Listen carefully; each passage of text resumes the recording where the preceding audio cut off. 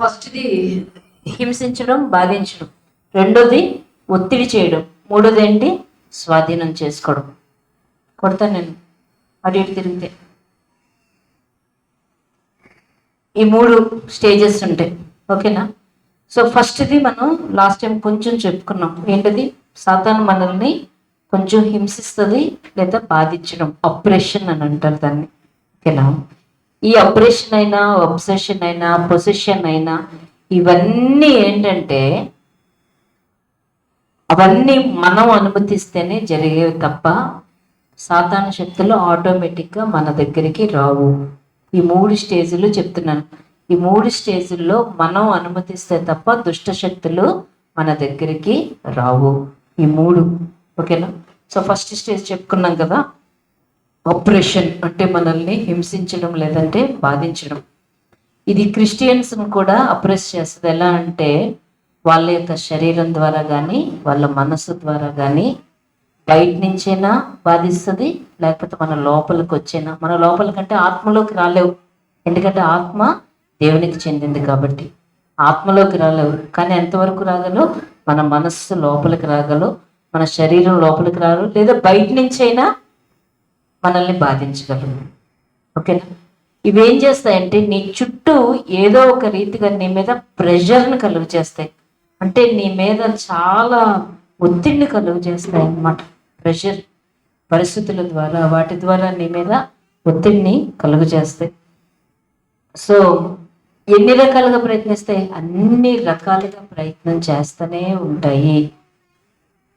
ఇంట్లోనో, ఉద్యోగంలోనో, సహోదరుల వల్లనో, బయటి విషయాల్లోనో ఏదో ఒక రీతిగా నీ ఆలోచనల ద్వారా నీ శరీరానికి లేకపోతే ఏదైనా జబ్బుని తీసుకొనొచ్చో, అనారోగ్యాన్ని తీసుకొనొచ్చో, నీ శరీరం లోపలికి వచ్చో, శరీరం బయట నుండో, మనస్సు లోపలికి వచ్చో, మనస్సు బయట నుండో దురాత్మ శక్తులు నీ మీద అత్యధికంగా నిన్ను బాధించడానికి ఎప్పుడూ ప్రయత్నాలు చేస్తూ ఉంటాయి.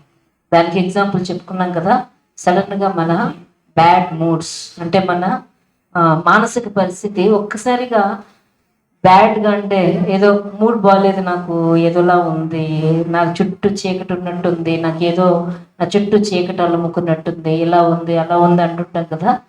దాన్ని మనం కామన్ అనుకుంటాం, కానీ అవన్నీ ఎవరు తీసుకొని వస్తున్నారు? సాతాను నిన్ను డిప్రెస్ చేయడానికి, సాతాను నిన్ను అప్రెస్ చేయడానికి ప్రయత్నం చేస్తున్నాడు అన్నమాట. ఓకేనా? రెండో విషయం ఏంటంటే ఫియర్. దీని గురించి వినండి, ఇది నేను లాస్ట్ టైం చెప్పలేదు. భయం. భయం అన్నది ఈ బాధించడం, హింసించడం ఎవరు బాధిస్తున్నారు? సాతాను శక్తులు.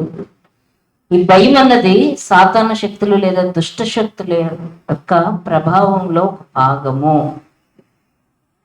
సౌండ్ తగ్గించాలండి సౌండ్. సాతాను దురాత్మ శక్తుల అది ఈ అప్రెషన్లోని ఒక భాగం. ఓకేనా? భయం అన్నది భయాన్ని కలుగు చేయడం. దేవుడు మనకి భయపడే ఆత్మని ఇవ్వలేదు. ఆయన ఏ ఆత్మనిచ్చాడు?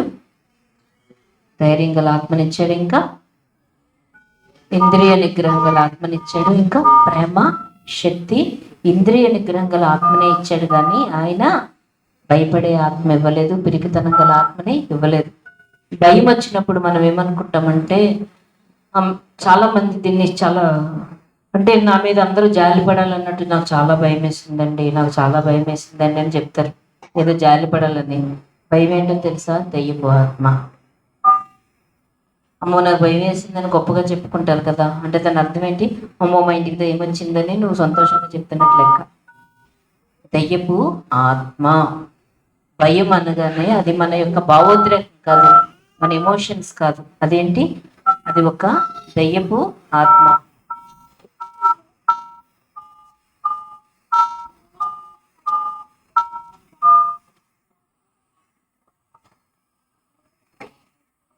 ఓకేనా?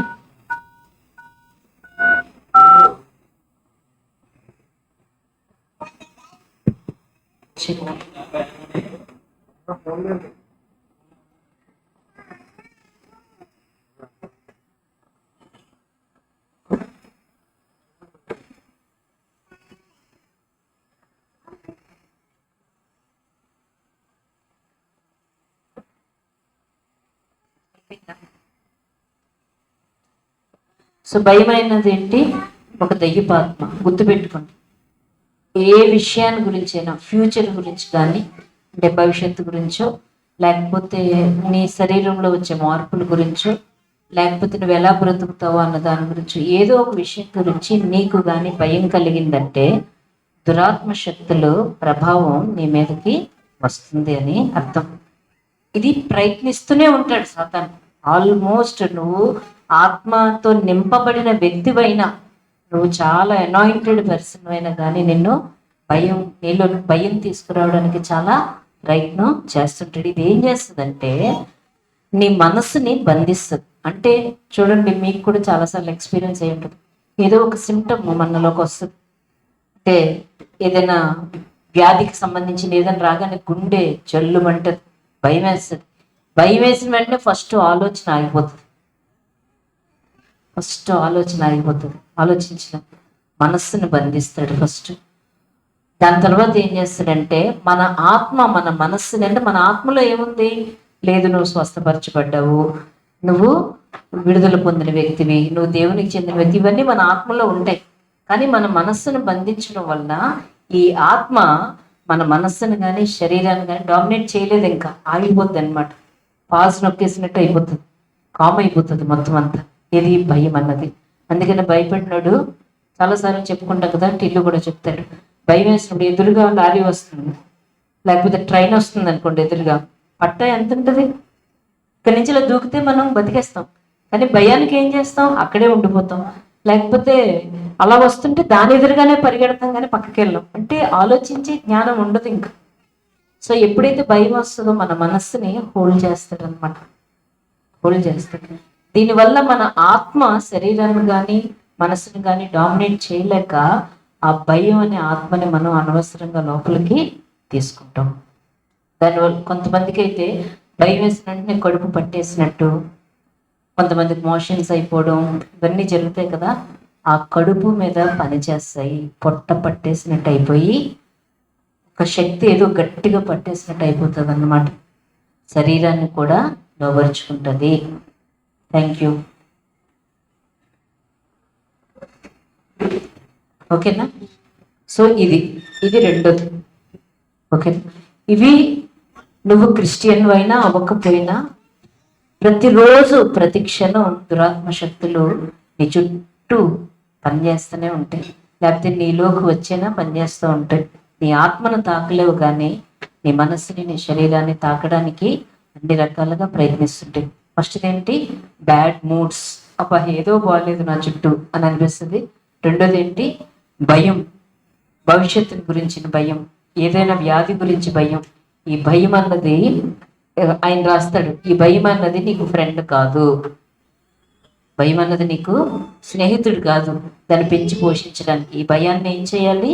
దాన్ని గద్దించాలి. భయం వచ్చినప్పుడల్లా ఏం చేయాలి? దాన్ని గద్దించాలి. అది దురాత్మ శక్తి, నీ భావోద్రేకం కాదు భయం అంటే ఏడుపు రావడం, సంతోషం రావడం లాగా భయం అన్నది భావోద్రేకం కాదు. భయం అన్నది దురాత్మ.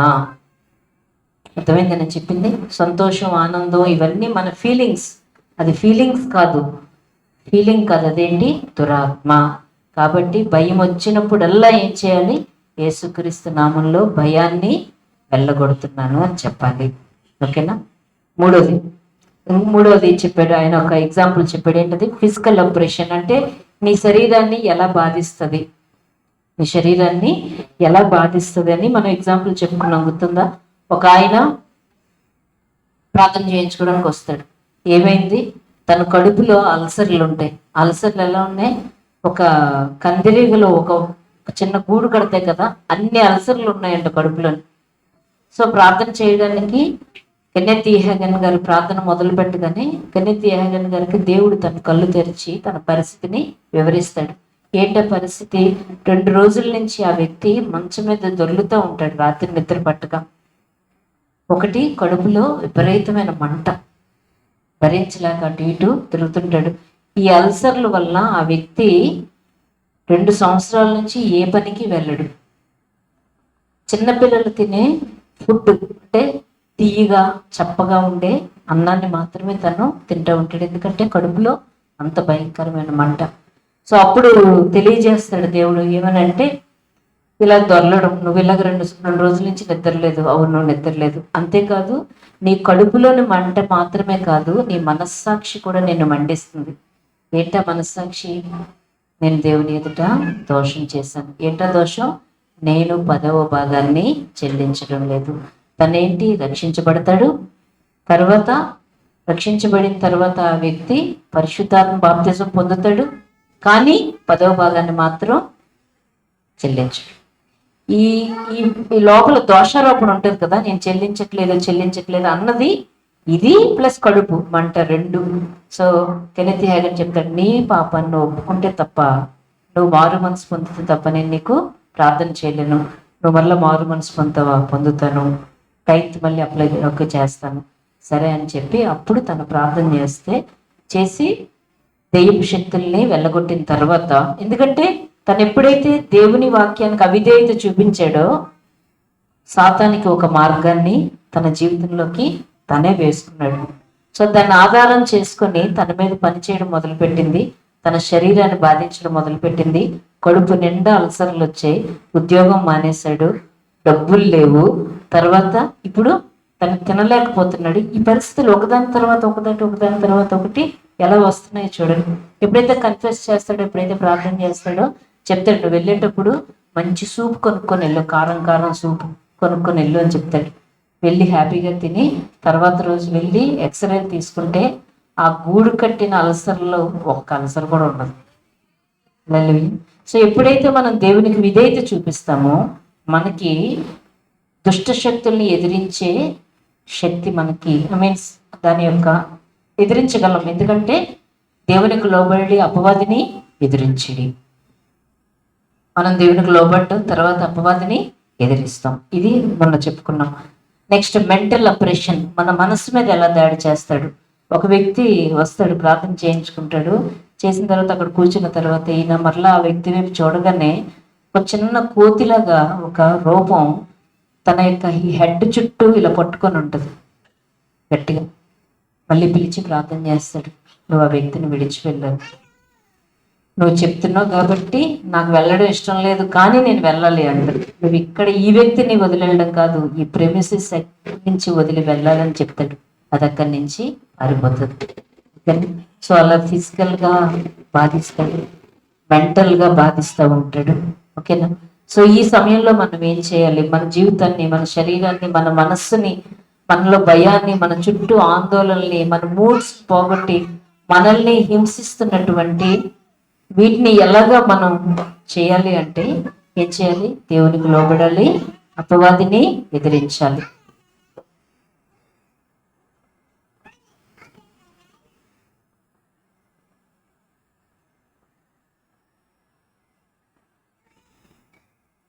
దేవునికి లోబడాలి, అపవాదిని ఎదిరించాలి. ఓకేనా? సో అందులో మొట్టమొదటిది మత్తయి 18:18 ఏంటిది? మీరు భూమి మీద వేటిని బంధిస్తారో పరలోకమందు అవి బంధించబడి. ఇవన్నీ ఎప్పుడు చేయగలరు? నువ్వు దేవుని వాక్యానికి లోబడి ఉంటేనే. నువ్వు దేవుని వాక్యానికి వ్యతిరేకంగా ఉండి ఇవి చేస్తే అది జరగదు. దేవునికి లోబడాలి, అపవాదిని ఎదిరించాలి. అలాగే లోక 10:19 ఉంటుంది కదా, ఏది ఎంత మాత్రం మీకు హాని చేయదు, ప్రతి దాని మీద నీకు అధికారాన్ని నేను ఇచ్చాను అని ఉంటుంది. అలాగే ఫిలిప్పి 2:9-11 ఉంటుంది ఏంటి? ఏ నామమైన యేసుక్రీస్తు నామంలో వంగవలసిందే, ప్రతి మోకాళ్ళు వంగును, ప్రతి నోరు మాట్లాడను అని చెప్తుంది కదా. సో వీటిని అన్నిటినీ ఆధారం చేసుకొని మనం ఎదిరించవచ్చు. కానీ ఎప్పుడు నువ్వు దేవుని వాక్యానికి అనుగుణంగా ఉంటే, అసలు నువ్వే ఏంటి లైట్లో నడిస్తే, మీన్స్ లైట్ వెలుగులో నువ్వే నడిస్తే దానికి ఎలాంటి అధికారం ఉండదు. ఒకవేళ నీ మీద కంప్లీట్గా ఇంకా బాధించడానికి ప్రయత్నిస్తున్నా, నువ్వు దాన్ని ఏం చేయగలచ్చు? ఎదిరించవచ్చు. ఓకేనా? ఇంతకీ ఒక డౌట్ రావచ్చు, ఏంటంటే క్రైస్తవులు కదా, క్రైస్తవులు దెయ్యాలకి లోబడతారా?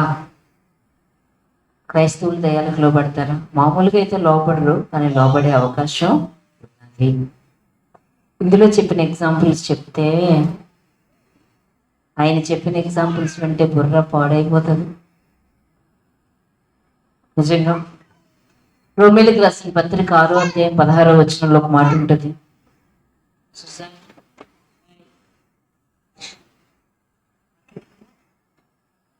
రోమిలికి రాసిన పత్రిక 6 అధ్యాయం 16 వచనం చూడండి.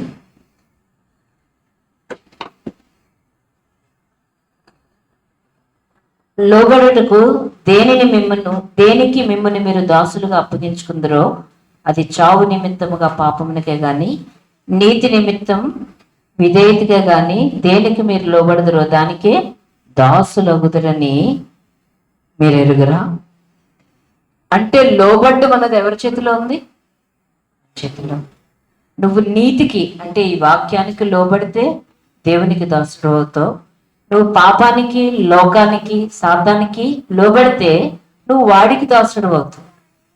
చూడండి, మనం అందరం పరిశుద్ధాత్మ బాప్తిజం పొందిన వాళ్ళు, రక్షించబడ్డ వ్యక్తులం. మనం పూర్తిగా పరిశుద్ధాత్మ లోబడుతున్నామా? ఆయనే చెప్తాడు, కెన్నెత్ హ్యాగన్ గారే చెప్తాడు ఏమని, మనలో ఎవ్వరూ కూడా పూర్తిగా ఆయనకి లోబడలేదు, మనం నేర్చుకుంటున్నామని ఆయన చెప్పాడు.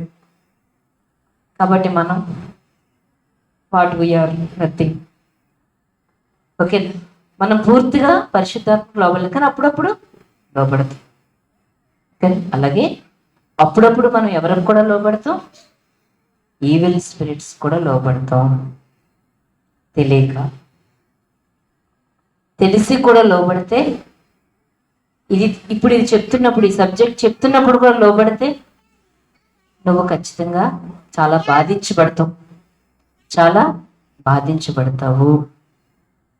ఓకేనా? సో మనం పూర్తిగా పరిశుద్ధాత్మకి ఎలా లోబడట్లేదో అప్పుడప్పుడు ఎలా లోబడతాము.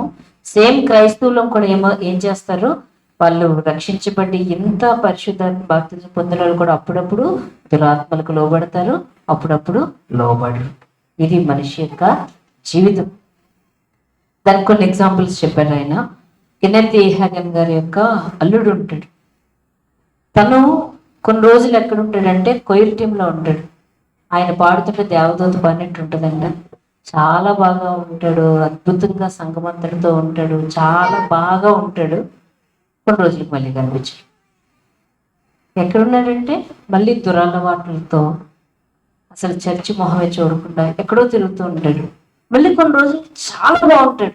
తను బాగున్నప్పుడు ఎక్సలెంట్గా ఉంటాడు, బాగోలేనప్పుడు చాలా దారుణంగా ఉంటాడు. ఎలా ఉంటాడంటే, ఒకసారి కెన్నెత్ హ్యాగన్ గారు ముఖం మీద సిగరెట్ కాల్చి ఆ పొగ ఆయన ముఖం మీద ఊపుతాడంట. కానీ ఈయన ప్రేమతో దాన్ని తట్టుకుంటాడు. అంత వరస్ట్గా ఉంటాడు, అంత బెస్ట్గా ఉంటాడు. ఒక్కొక్కసారి కెన్నెత్ హ్యాగన్ గారికి డౌట్ వచ్చేదంట, ఈయన ఏమైనా మెంటల్ డిజార్డర్ ఉందా ఈయనకి అని అనుకునేవాడంట. అంటే మతి స్థిమితం లేనుడా ఏంటి, కొన్ని రోజులు బాగుంటాడు, కొన్ని రోజులు బాగోడు, మరి వరస్ట్గా ఉంటాడు, మరి బెస్ట్గా ఉంటాడు, ఇలా ఉంటాడు, తనకు మెంటల్ డిజార్డర్ ఏమైనా ఉందేమో అని కూడా అనుకునేవాడంట. సరే, దీని గురించి ఆయన ప్రార్థన చేస్తూ ఉంటాడు. ఒకసారి ఆయన ఒక సర్వీస్ కోసం ప్రిపేర్ అవుతుంటాడు, ఒక మెసేజ్ కోసం ప్రిపేర్ అవుతుంటే దేవుని ఆత్మ సడన్ గా తన అల్లుడిని చూపిస్తాడు. ఎలా అంటే, వాళ్ళ అల్లుడు ఒక రోడ్డు మీద సబ్వే ఉంటుంది కదా, అందరూ నడిచే మార్గం ఉంటుంది కదా, అక్కడ నడుస్తూ ఉంటాడు.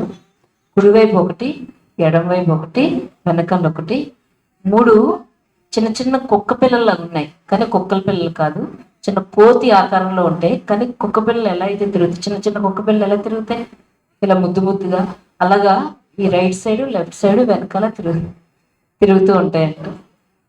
తిరుగుతుంటే తను స్ట్రైట్గా నడుస్తుంటాడు. ఒకసారేమో ఈ కుడివైపు ఉన్న కుక్క పిల్ల తనని కొంచెం ఆకర్షిస్తుంటుంది, అటువైపు అలా వెళ్ళిపోతాడు, మళ్ళీ స్ట్రైట్ అవుతాడు. ఒకసారి ఎడం వైపు ఉన్న కుక్క పిల్ల ఆకర్షిస్తే అటువైపు వెళ్తాడు, మళ్ళీ స్ట్రైట్ అవుతుంటాడు. మళ్ళీ వెనక ఏది చెప్తుందో అలా వెళ్తూ ఉంటాడు, మళ్ళీ స్ట్రైట్గా వెళ్తుంటాడు. ఈ 3 దురాత్మలు నీ అల్లుడిని సరిగ్గా ఉండకుండా, అంటే ఏంటో తెలుసా, దేవుళ్ళు సరిగ్గా నడవనివ్వు, దురలవాట్లకు లోన్ చేస్తూ ఉంటాయి. ఎక్కడైతే ఉద్యోగంలో జాయిన్ అవుతాడో అక్కడ స్థిరంగా ఉండలేడు.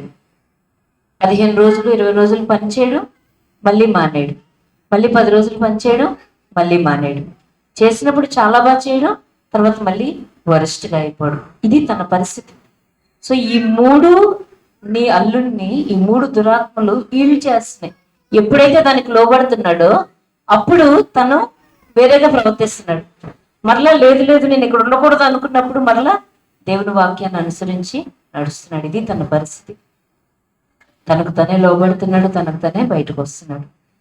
దాన్ని ఏం చేయమంటావు ప్రభు అని అడుగుతాడు. వెంటనే తీయగా నేనేం చేయను, నువ్వేం చేస్తావు?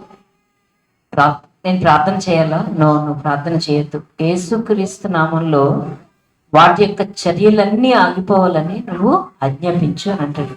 అదేంటి దేవా, నేను ఈ దేశంలో ఇక్కడ ఉన్నాను, కొన్ని వందల కిలోమీటర్ల దూరంలో తను ఉన్నాడు అంటే ఆత్మీయ లోకంలో దూరంతో సంబంధం లేదు అని చెప్తారు. సరే ప్రార్థన చేయి, ఓకే అని చెప్పి ఆయన నేర్పించినట్లు, పరిశుద్ధాత్మ దేవుడు గైడ్ చేసినట్టు యేసుక్రీస్తు నామంలో వాటి చర్యలన్నింటినీ నేను బంధిస్తున్నాను అని చెప్పి ఆయన ప్రార్థన చేసుకుంటుంటే దేవుని ఆత్మ ఆయనకి చెప్తాడు ఏంటంటే, నీ సన్నిధిలో నీ అల్లుడికి ఒక ఉద్యోగం వస్తుంది 10 రోజుల్లోగా అని. అప్పుడు వెంటనే ఒక పేపర్ తీసుకొని రాసుకుంటాడు, డేట్ వేస్తాడు. దేవుడు చెప్పాడు 10 రోజుల్లో ఉద్యోగం వస్తుంది, సో పలానా రోజుకి ఉద్యోగం వస్తుందని తీసి బైబిల్లో పెట్టుకుంటాడు.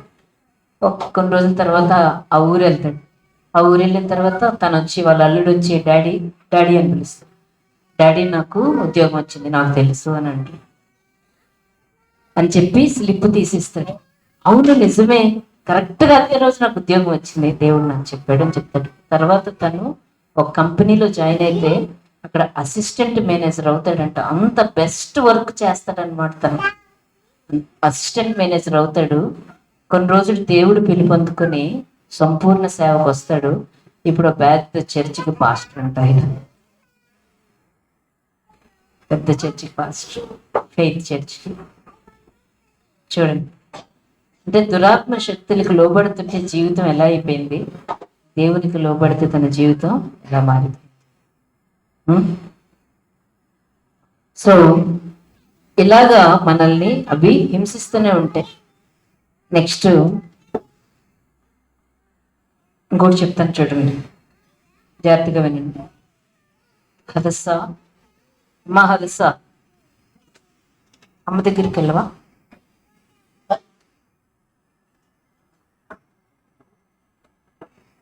ఇది చాలా భయాన్ని కలిపే ఎగ్జాంపుల్. ఇది జాగ్రత్తగా వినండి. విన్నారా అందరూ? అంటే సాతాను శక్తులు మరలా మనం క్రీస్తుని చేరే వరకు ఎలాగ మనల్ని హింసిస్తుంటాయి అంటే చిన్న పెద్దతో పెద్ద తేడా లేదు. చెప్పనా? డాక్టర్ లిలియాన్ అని ఒక ఆవిడ ఉంది. ఆవిడ డాక్టర్. ఆవిడ డ్రగ్స్కి ఎడిక్ట్ అయిపోతుంది శుభ్రంగా. డ్రగ్ ఎడిక్ట్, ఎంత డ్రగ్ ఎడిక్ట్ అంటే ఇంకా చచ్చిపోయే స్థితికి వచ్చేస్తుంది. ఆ టైంలో తను ఈ హీలింగ్ గురించి, స్వస్థత గురించి విని నమ్ముతుంది. చచ్చిపోవలసిన ఆవిడ స్వస్థపరచబడి శుభ్రమైన ఆరోగ్యం వచ్చేస్తుంది. ఆ తర్వాత తను 40 సంవత్సరాలు, అప్పటికి ఆవిడకి 40 సంవత్సరాలు, 40 సంవత్సరాల పాటు ఈ దైవికమైన స్వస్థత గురించి మొత్తం అందరికీ బోధిస్తూ ఉంటుంది. అద్భుతంగా ఆవిడకి 80 సంవత్సరాలు వస్తాయి. 80 సంవత్సరాలు వచ్చాక సడన్గా ఆవిడ మరలా జబ్బు పడుతుంది. మనం ఏమనుకుంటాం, 80 సంవత్సరాలు వచ్చాయి కదా జబ్బు వచ్చింది, చచ్చిపోతామో అనుకుంటాం. 80 సంవత్సరాలకు మరలా ఆవిడ జబ్బు పడుతుంది. ఎంత జబ్బు పడుతుంది అంటే సివియర్ ఫీవర్. ఎంత భయంకరమైన ఫీవర్ అంటే తన తల మీద ఉన్న వెంట్రుకలన్నీ ఊడిపోతాయంట. చచ్చిపోయే స్థితికి వచ్చేస్తుంది ఆవిడ. అప్పుడు కొద్ది రోజుల తర్వాత చూస్తే ఆవిడ మరలా స్వస్థపరచబడి మామూలు మనిషి అయ్యి మళ్ళీ సేవ చేస్తూ ఉంటారు. ఏమైంది మధ్యలో అని కెన్నెత్ హ్యాగన్ గారు అడుగుతారు. ఈ మధ్యలో ఏమైంది? ఆవిడ రాసిన బుక్ చదువుతారనమాట. మధ్యలో ఏమైందంటే 40 సంవత్సరాలు ఈ దైవిక స్వస్థతను అనుభవిస్తూ, దైవిక స్వస్థతను అందరికీ ప్రకటన చేస్తూ, మంచి మంచి బుక్స్ రాస్తూ, ఆ బుక్స్ కెన్నెత్ హ్యాగన్ గారు చదివారంటే అర్థం చేసుకుని ఎలాంటివి మంచి బుక్స్ రాసిందో. చేస్తూ 80వ సంవత్సరంలో ఏమవుతుందంటే హిట్లర్ 2వ ప్రపంచ యుద్ధం జరిగినప్పుడు తనకు సంబంధించిన కొంతమంది బంధువులు హిట్లర్ పరిపాలించే దేశాల్లో కొంతమంది ఉండేవారు. హిట్లర్ ఏం చేసేవాడు? క్రైస్తవుల్ని, యూదుల్ని చంపేసేవాడు. కొన్ని ఏ ఏ దేశాలనైతే హిట్లర్ పరిపాలిస్తున్నాడో ఆ దేశాల్లో తనకు సంబంధించిన బంధువులు ఉన్నారు. సాధారణంగా మనం ఎలా ఆలోచిస్తాం? ఫర్ ఎగ్జాంపుల్, ములగాల్లో ఉన్న క్రైస్తవులందరినీ చంపేస్తున్నారని వచ్చిందనుకో, అక్కడ నేను, ఇక్కడ మీరు ఏమవుతారు? అమ్మో చంపేస్తున్నారే పోనీ మన ఇక్కడ కాదు, ఎక్కడో గాజువాకలో అనుకున్నారు అనుకో, మనం ఏమనుకుంటాం? అమ్మో మన వాళ్ళు అక్కడ ఉన్నారు, అని కొంచెం బాధపడతాం కదా. అవును, అదొక పెద్ద మెడల్లా ఫీల్ అవుతాం కదా బాధపడడం అనేది. అలాగే ఆవిడ కూడా బాధపడింది.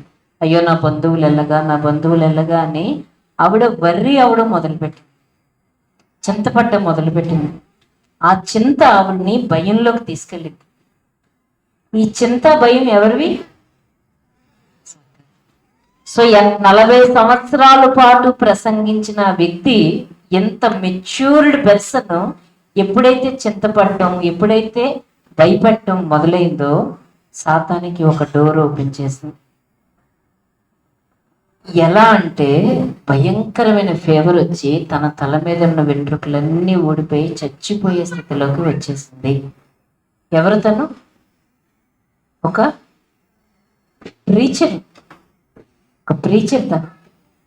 దేవుని గురించి ఎంతో తెలిసిన వ్యక్తి, స్వస్థత గురించి బోధించిన వ్యక్తి, స్వస్థతను అనుభవించిన వ్యక్తి, స్వస్థతలో 80 సంవత్సరాల వరకు ఎలాంటి లోటుపాట్లు లేకుండా బ్రతికిన వ్యక్తి. ఆవిడ్ని కూడా సాతాను వదలడు. మనం చనిపోయే వరకు సాతాను మనల్ని వదలడు. ఓకేనా? సో అప్పుడు ఆవిడ దేవుణ్ణి క్షమాపణ అడుగుతుంది. ప్రభువా, నేను చింతపడుతున్నందుకు క్షమించండి, నేను భయపడుతున్నందుకు క్షమించండి. సిన్, చింతపడ్డం అన్నది పాపం. మనం దాన్ని ఎలా తీసుకుంటాం? అమ్మో నేను చాలా ఆలోచిస్తున్నాను నా కొడుకు గురించి, నేను చాలా ఆలోచిస్తున్నాను నా ఇంట్లో వాళ్ళ గురించి. It is a sin. అది గొప్ప విషయం కాదు. నీ సొంత ఇంట్లో వాళ్ళ గురించి నువ్వు చింతపడడం అన్నది బాధ్యత కాదు, అది పాపం అని దేవుని వాక్యం చెప్పినాడు. భయపడడం, ఏం జరుగుతుందో అని భయపడడం అన్నది కామన్ విషయం కాదు, అది సిన్, ఒక పాపం. అది దేవుని దృష్టిలో. ఎప్పుడైతే ఇది నువ్వు చేస్తున్నావో నీ జీవితంలోనికి సాటన్ ఎంటర్ అవుతాడు. అదే ఆ వర్రీ, ఆ ఫియర్ అన్నది నీ శరీరాన్ని నల్లగొట్టడం మొదలు పెడుతుంది. అందుకనే ఆవిడ చచ్చిపోయే స్థితికి వెళ్ళిపోతుంది. ఎప్పుడైతే ప్రభువా నన్ను క్షమించు, నేను నిన్ను నమ్మకుండా చింతపడినందుకు, నిన్ను నమ్మకుండా నేను భయపడినందుకు నన్ను క్షమించు అని అడిగి, నన్ను మరలా రెస్టోర్ చేయండి దేవా, మరలా నన్ను బాగు చేయండి అని అడిగినప్పుడు ఏమవుతుందో తెలుసా? ఆవిడ ఆ డెత్ బెడ్, చచ్చిపోయే స్థితిలో నుంచి మళ్ళీ మామూలు స్వస్థతను అనుభవిస్తుంది. అది మాత్రమే కాదు, ఆవిడ తల మీద ఉన్న వెంట్రుకలన్నీ మొలుస్తాయి. అది మాత్రమే కాదు, తెల్ల వెంట్రుకలు రాలేదంటే ఈసారి సాలిడ్ బ్లాక్ హెయిర్ వచ్చిందంట. కంప్లీట్ గా నల్లని జుట్టు వచ్చిందంట 80వ సంవత్సరం ఆవిడకి. అప్పటి వరకు ఆవిడకి వైట్ హెయిర్, నల్లని జుట్టు వచ్చిందంట. That's the divine healing. So 40 సంవత్సరాలు బుక్స్ రాసిన వ్యక్తి అయినా సాతాను ఊరకనే వదలడు. సో ఈసారి నుంచి నీ బంధువుల గురించో, నీ స్నేహితుల గురించో, నీ కోసమో నువ్వు వర్రీ అవుతుంటే అది బాధ్యత కాదండి, అదేంటి? పాపం. భయపడుతుంటే అది బాధ్యత కాదు, అదేంటి? పాపం. అది నీ శరీరాన్ని, నీ ఆరోగ్యాన్ని పాడు చేస్తుంది. Worry is the sin, fear is the sin. Okay. అలాగే ఇంకొక వ్యక్తి గురించి ఇక్కడ ఆయన ఒక మాట రాస్తాడు. No matter how strong you are in the lord. నువ్వు దేవుల్లో ఎంత బలవంతుడో అనవసరం. నువ్వు ఎన్ని సంవత్సరాలు దేవుని వాక్యాన్ని బోధించావో అనవసరం. దెయ్యం నిన్ను మాత్రం వదలదు. నువ్వు దానికి లోబడితే నువ్వు దానికి ఒక ద్వారాన్ని తెరిచావని అర్థం. సో కొత్తగా రక్షించబడిన వ్యక్తి ఎలా ఎక్సర్సైజ్ చేయాలో, ఎలాగా దురాత్మ శక్తుల్ని ఎదిరించడం. దెయ్యాన్ని నా మీద నీకు అధికారం లేదు, నేను దేవునికి లోబడుతున్నాను, నేను ఎదిరిస్తున్నానని కొత్తగా రక్షించబడ్డ వ్యక్తి ఎలా దేవుని వాక్యాన్ని ఎక్సర్సైజ్ చేస్తాడో, ఎన్ని సంవత్సరాలైనా ప్రీచర్స్ అయినా మినిస్టర్స్ అయినా ఎవరైనా దీన్ని ప్రతిరోజు ఎక్సర్సైజ్ చేయాల్సింది. మన ఆలోచనల్ని, మన శరీరాన్ని దురాత్మ శక్తులకి ఎలాంటి అధికారం లేకుండా ప్రతిదాన్ని మనం చాలా జాగ్రత్తగా ఆలోచించుకోవాలి. అంతెందుకు, ఒక 45-50 సంవత్సరాల టైంలో ప్రతి స్త్రీలకి మెనోపాజ్ అన్న ఒక వ్యాధి వస్తుంది, తెలుసా? స్త్రీలకున్న నెలసరి వ్యవస్థ ఆగిపోతున్న సమయంలో స్త్రీలకి ఏమవుతుందంటే హార్మోన్స్ ప్రభావం వల్ల న్యాచురల్గా వచ్చేది ఏంటంటే చిరాకు, ఆందోళన. ఇది న్యాచురల్గా కలుగుతుంది ప్రతి స్త్రీకి. అందుకనే ఆ వయసులో ఉన్న వాళ్ళు గొప్ప అరుస్తారు గట్టి గట్టిగా. ఇప్పుడు కానీ ఇది న్యాచురల్గా వస్తుంది కాబట్టి నేను ఎలాగే ప్రవర్తిస్తానని అనుకున్నావో నిన్నాడు మింగేస్తాడు. ఓకేనా? ఈవెన్ మీకు కూడా ఫీవర్ ఇవన్నీ ఉన్నాయా? నీరసం వస్తుంది కామన్గా. దాన్ని ఎలా చేసావో ఇంకా నీరసమే జీవితాంతం పెట్టేస్తాడు. నీరసం వస్తుంది, న్యాచురలే. ఇది నా మీద రూల్ చేయడానికి వీల్లేదు. జ్వరం వస్తుంది న్యాచురల్గా, వైరల్ ఫీవర్స్ వస్తే న్యాచురల్గా, రూల్ చేయడానికి వీలు లేదు. యేసుక్రీస్తు నామములో నాకు స్వస్థత కలిగి ఉన్నదని మన విశ్వాసాన్ని ప్రాక్టీస్ చేయాల్సిందే. అయితే పరలోకం వైపు పరిగెట్టాలా, లేకపోతే ఎక్కడికి తోసేస్తాడు మనల్ని? పాతాళానికి తోసేస్తాడు. ఓకేనా? మెనోపాజ్ అన్నది స్త్రీలకి హార్మోన్స్ ప్రభావం వల్ల వచ్చే సాధారణమైన ఘట్టం అది. ఓకేనా? కానీ ఇక్కడ కానీ న్యాచురల్గా అందరికి వస్తుంది కదా, నాకు కూడా వస్తుందని ఎల్లో చేసావా? అలాగే ఒక ఆవిడ ఎల్లో చేసిందంట. ఆవిడెవరో తెలుసా? దేవుని సేవ చేస్తున్న ఒక స్త్రీ, పరిచారకురాలు, మినిస్టర్, గాస్పెల్ చెప్పేదంట, సువార్త చెప్పేది, ఒక మంచి మినిస్టర్. దేవుని సేవ అద్భుతంగా చేసేది. తను మెనోపాజ్ అన్న స్థాయికి వచ్చింది, ఆ ఏజ్కి వచ్చింది. వచ్చినప్పుడు ఏమవుతుంది? చిరాకు, ఆందోళన ఇవన్నీ మొదలైనవి. అప్పుడు తను ఏం చేసిందంటే దాన్ని అనుమతించింది తన జీవితంలోకి. ఎంటర్ చేసి చిరాకు పడ్డం, ఆందోళన పడ్డం, చిరాకు పడ్డం, ఆందోళన పడ్డం ఎంటర్ చేసింది. తనలోకి తెచ్చుకుంది దాన్ని అంతటిని. తెచ్చుకున్న తర్వాత రోజుకి అంటే ఏ రోజు కూడా తను ఎక్సర్సైజ్ చేయట్లేదు. ఏ రోజు కూడా ఇది నా మీద ఉండడానికి వీలు లేదు, నేను ఎలా బ్రతకాల్సిన అవసరం లేదు, నేను యేసుక్రీస్తు స్వస్థత పొందిన వ్యక్తినని ఏ రోజు తన అధికారాన్ని ఉపయోగించుకోవట్లేదు. ఏమవుతుందో తెలుసా? ఆపరేషన్ అని చెప్పుకున్నాను కదా, అంటే బాధించడం దగ్గర నుంచి రెండో స్టేజ్ ఏంటది? రెండో స్టేజ్ ముట్టడి వేయడం. అంటే తను ఇంకా దాని నుంచి తప్పించుకోలేదన్నమాట. ఆ స్థాయికి వెళ్ళిపోతుంది. ఇంకా తన ఆలోచనలు, తన శరీరం అంతా ఏం చెప్తుందో అలా ప్రవర్తించడం మొదలయ్యి లాస్ట్ స్టేజ్ కూడా వచ్చేస్తుంది. ఏంటి? సాతాను స్వాధీనపరచుకోవడం. ఏమవుతుందో తెలుసా? ఇంత బాగా పరిచర్య చేసిన స్త్రీ పిచ్చిదైపోతుంది. ఎంత పిచ్చిదవుతుందో తెలుసా? తన 2 చేతులు కాళ్ళు కట్టి ఒక గదిలో కూర్చోబెడతారు. ఎవరు? Mental hospital. ఎందుకో తెలుసా? తన చేతులు కాళ్ళు వదిలేస్తే తల వెళ్ళి బుర్ర బాధేసుకుంటుంది. ఏదైనా తినడానికి ఫోర్క్ ఇస్తే ఫోర్క్తో పొడి చేసుకుంటుంది. ఫోన్లను వదిలేస్తే ఇంకొకరిని ఎవరైనా పొడి చేస్తుంటుంది. ఎక్కడిచ్చింది చిన్న అవకాశం? చిరాకుకి, ఆందోళనకి చిన్న అవకాశం అది పెద్ద అవకాశంగా మారి సాతాను లోపరుచుకున్నంతగా మార్చుకుని చివరికి తన పరిస్థితి ఎలా అయిపోయిందంటే ఒక పిచ్చి ఆసుపత్రిలో 2 చేతులు కాళ్ళు కట్టి ఎప్పుడైనా తిండి పెట్టాలంటే చేతితోనే తినడం, జంతువులో తినేదంట. అలాంటి వ్యక్తికి పరిచర్య చేయమని కెన్నెత్ హ్యాగన్ గారికి దగ్గరికి వచ్చి రిక్వెస్ట్ చేస్తే ఆయన తన ప్రార్థన చేసే ఒక వ్యక్తిని పిలుచుకొని వాళ్ళందరూ ప్రభా ఇలాంటి సమయంలో ఏం చేయాలని 2 గంటల పాటు దేవుని సన్నిధిలో గైడెన్స్ కోసం ప్రార్థన చేసి తన్ని 2.5 సంవత్సరాల పాటు అందులో ఉందండి. 2.5 సంవత్సరాలు పిచ్చిదానిలాగానే ఉంది, ఇన్సాన్. సో ఆవిడ దేవుడు చెప్పినట్లుగా పరిచర్య చేసిన తర్వాత 2 రోజుల వరకు తనని సాతాను వెళ్ళలాడించి తనని కింద పడేసి భయం పడేసి పిచ్చిదానిలాగా అరుపులు అరిచి అరిచి అరిచి అరిచి ఒక 2-3 రోజుల తర్వాత తన మామూలు వ్యక్తి అవుతుంది. తన పిచ్చిదానిగా తయారైనప్పటి నుంచి మామూలు వ్యక్తిగా తయారవడానికి 2.5 సంవత్సరాలు పడుతుందంట.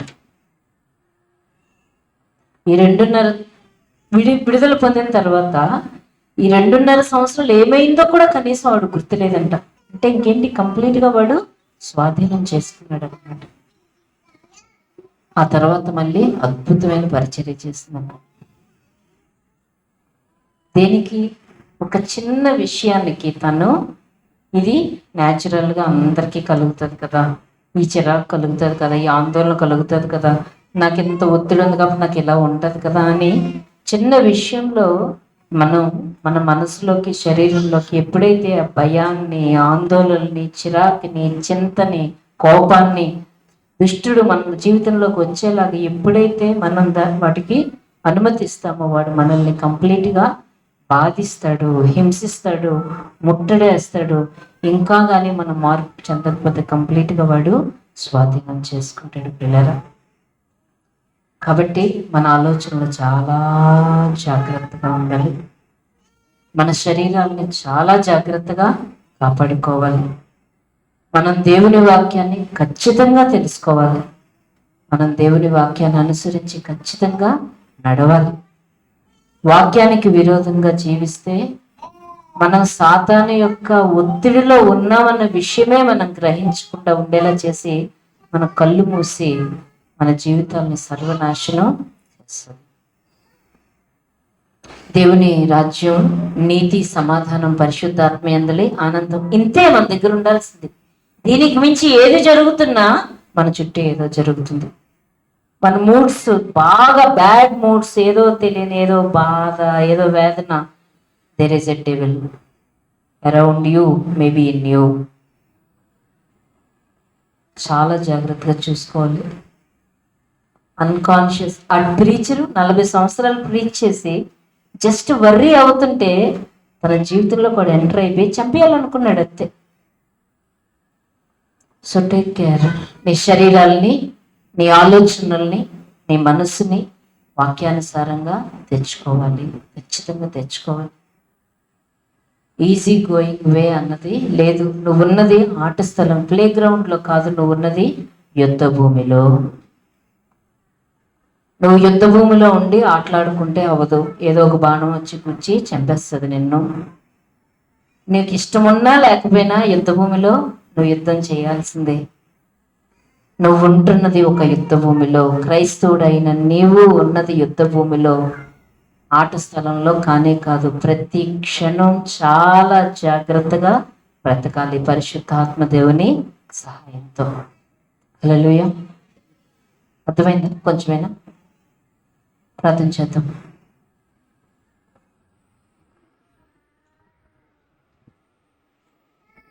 ఈ స్థలం ఇస్తున్నామా? వాడు మన శరీరాన్ని, మన మనస్సుని బాధించి హింసించడానికి మనం తప్ప ఇంకో కారణమేమీ లేదు. ఒక క్రైస్తవుడిగా నువ్వు సాతాను యొక్క శక్తులకి ఏ విధంగా లోపడవలసిన అవసరం లేదని దేవుని వాక్యం చెప్తుంది. ఎందుకంటే దేవుని వాక్యం చెప్తుంది, నీలో ఉన్నవాడు ఈ లోకంలో ఉన్నవాడి కంటే గొప్పవాడని.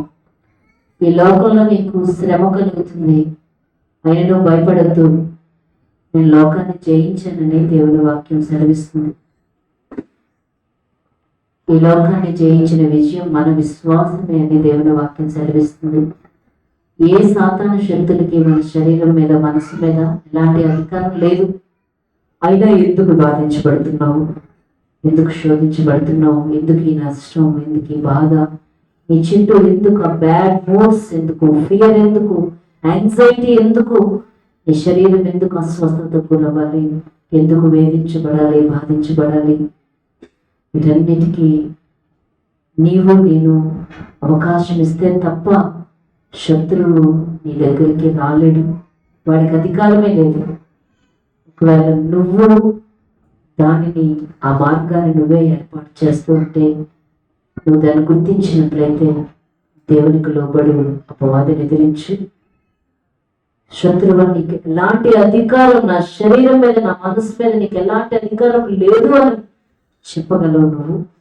యేసుక్రీస్తు నామాన్ని ఆయన మనకిచ్చాడు. ఆ శక్తి చేత మనం ఈ దురాత్మ శక్తుల యొక్క ప్రతి ప్రభావం నుంచి బయటికి వచ్చే అద్భుతమైన మార్గాన్ని యేసుక్రీస్తు వారి దేవుడు మనకిచ్చాడు. రాత్రి లాంటి మార్గాలను ఓపెన్ చేస్తుంటే ఎక్కడైనా నీ శరీరాన్ని, నీ మనసును బాధించడానికి నువ్వే ఎక్కడైనా అనుమతించినట్లయితే నువ్వు దేవుని వైపుకు తిరిగితే దేవుడు నీ వైపుకు తిరుగుతాడు. నువ్వు దేవునికి లోబడితే అపవాదిని ఎదిరించగలవు. నిన్ను నష్టపరుస్తున్నా, నిన్ను కష్టపెడుతున్నా, నిన్ను ఒత్తిడి చేస్తున్నా, నిన్ను బాధిస్తున్నా, నిన్ను ముట్టడి వేస్తున్న దురాత్మ శక్తులన్నిటినీ ఒక్క మాటతో ఎదిరించిన శక్తి నీకుంది. ప్రభు నీకు అధికారం ఇచ్చాడు. ఈ రాత్రి నీ జీవితాన్ని ఒక్కసారి జ్ఞాపకం చేసుకో.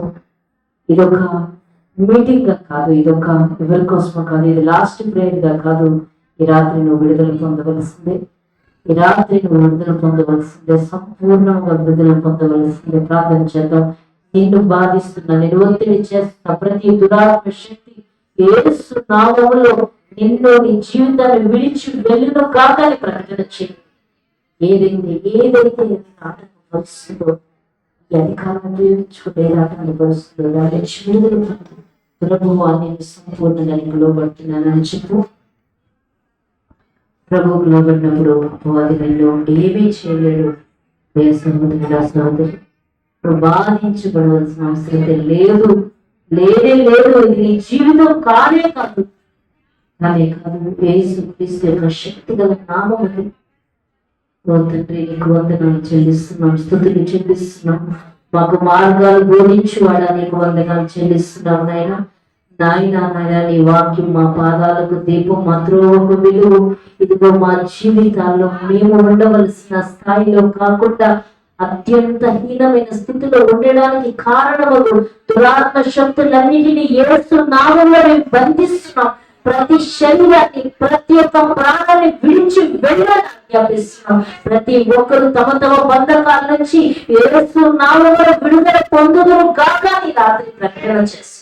ప్రభు, ప్రతి ఒక్కరు ప్రభు నీతి, సమాధానం, పరిశుద్ధాత్మ ఆనందంతో నింపబడిన ప్రతి శరీరము ఈ రాత్రి యేసు నామములో స్వస్థత నొందును కాక అని ప్రకటన చేస్తున్నాం. ప్రతి మనస్సుకు యేసు నామములో విడుదల ప్రకటన చేస్తున్నాం. ప్రతి పరిస్థితిని బట్టి పీడించే దురాత్మ శక్తులన్నింటినీ యేసు నామములో బంధిస్తున్నాం. ఓ తండ్రి, మీరు సెలవిచ్చినట్లుగా దేన్ని బంధిస్తావు, పరలోక మందు బంధిస్తానని సెలవిచ్చారు.